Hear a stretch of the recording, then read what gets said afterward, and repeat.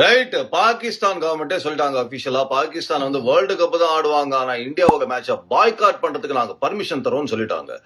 Pakistan government பிசிபியை கூப்பிட்டு எல்லா வாட்டியும் போய் இந்தியா கிட்ட நீ உத வாங்கிட்டு வர, என்னால உள்ளூர்ல தலை காமிக்க முடியல, இதுக்கு ஏதாவது ஒரு பதில் சொல்லு அப்படின்னு பிசிபி எங்க கிட்ட ஒரு பயங்கரமான திட்டம் இருக்கு இந்தியாவை பழி வாங்குறதுக்கு அப்படின்னு.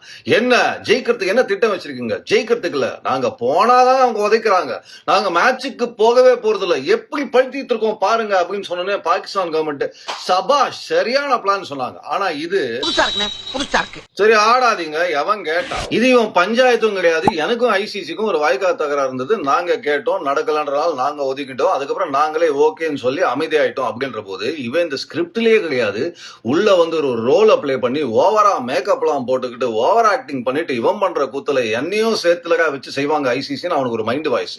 இப்பவாது வேர்ல்டு கப் போக போச்சு, இவன் பண்ற கூத்துல நாளைக்கு மொத்த கடையும் இழுத்து மூட வச்சிருவான் போல இருக்கு.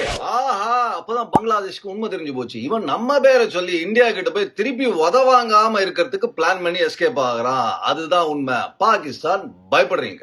எனக்கு ஒண்ணு புரியல சகோ, உங்களுக்கு பரம எதிரான இந்தியாவோட ஆடுறதுக்கு ஒரு வாய்ப்பு கிடைச்சிருக்கு போட்டியில அப்படின்ற போது எல்லா வாட்டியும் நீங்க எங்களை உதைக்கிறீங்க அப்படின்றது போது உள்ள வந்து வெறியோட பழித்திக்கிறேன் அப்படின்னு இறங்குவீங்களா? நாங்க ஆடாம உங்களை பழி வாங்குறோம் பாருங்கன்னு சொன்னீங்கன்னா என்ன காமெடியா இருக்கு. இங்கதான் ஆஸ்திரேலியா கிட்ட எல்லாம் நீங்க கத்துக்கணும். அவங்க எல்லாம் இந்த சிச்சுவேஷன்ல இருந்தாங்க, உள்ள வா மச்சான் மேட்ச் நீயா நானு பாத்துடலாம், மண்டா கிண்டெல்லாம் உடச்சிடும் அப்படின்னு தில்லுக்கு துட்டுன்னு இறங்குவாங்க பாருங்க, அது கிரிக்கெட். என்ன உங்களை வேர்ல்டு கப்ல உதைக்கிற அந்த சந்தோஷம் எங்களுக்கு மிஸ் அவுட் ஆகும். ஆனா ஐசிசி இதுதான் பாகிஸ்தானோட முடிவுன்னா எழுதி வாங்கிக்கோங்க அந்த 2 பாயிண்ட் இப்பவே. ஏன்னா ஒருவேளை அவங்க அமெரிக்கா கிட்டோ நெதர்லாண்ட்ஸ் கிட்டோ உத வாங்கிட்டாங்கன்னா உடனே ஓடி வந்து இல்ல நாங்க இந்தியாவோட ஆடுறதுக்கு நாங்க முடிவை மாத்திக்கிட்டோம், ஆட்டத்துல சேர்த்துக்கோங்கன்னு சொன்னாங்கன்னா நோ அப்படின்னு சொல்லிட்டு அந்த கேட்டை க்ளோஸ் பண்ணுங்க ஐசிசி.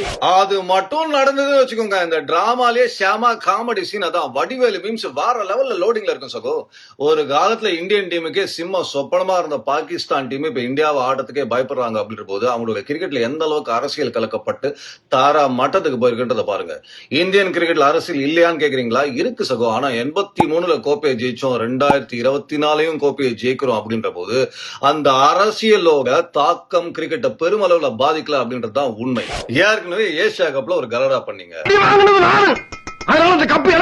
இந்தியானா பெரிய கொம்பா அப்படின்னு கேட்டீங்கன்னா இந்தியானா கொம்பு தாங்க, இது நீங்க எப்ப ஒத்துக்க போறீங்கன்னு தெரியாது. ஆனா யாரோ ஒருத்தர் உங்ககிட்ட வந்து உசுப்பேத்து விட்டு அண்ணே அவரை பாருங்க அதே மாதிரி கால் மேல கால் போட்டு கெத்தா உக்காருங்கன்னு சொன்னா இதுதான் ஞாபகம் வருது சகோ.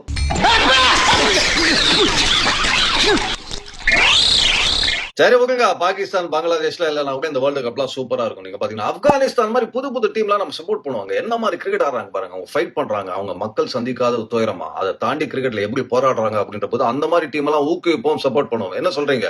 And have a nice day சகோ.